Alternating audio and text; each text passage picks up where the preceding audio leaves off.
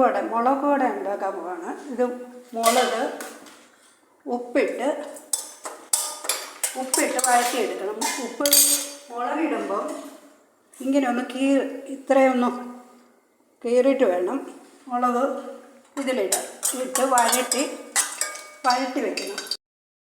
വാട്ടിയെടുത്ത മുളക്, വെളുത്തുള്ളി, വലിയ ജീരകം, ഉപ്പ്, കറിവേപ്പില ഇതെല്ലാം കൂടെ ചേർത്ത് ഇളക്കിയെടുക്കണം. ഇത്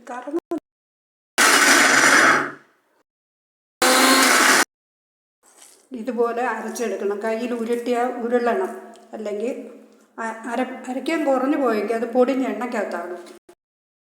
വെളുത്തുള്ളി, വലിയ ജീരകം, ഉപ്പ്, കറിവേപ്പില ഇതിട്ട് ഇളക്കണം. ഇത് നല്ലപോലെ ഇളക്കി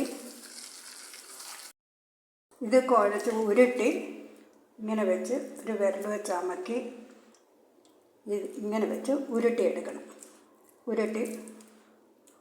ശരിക്കും ഇങ്ങനെ ഉരുട്ടിയെടുക്കണം. എണ്ണ നല്ല ചൂടാകുമ്പോൾ ഓരോന്നായി ഇതിലോട്ട് എടുത്തിടണം.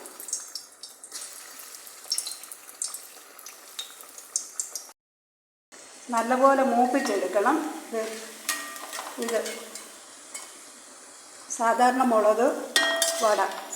മുളകിൻ്റെ വടയാണ്. ഇതിങ്ങനെ വറുത്ത് കോരിയിടും.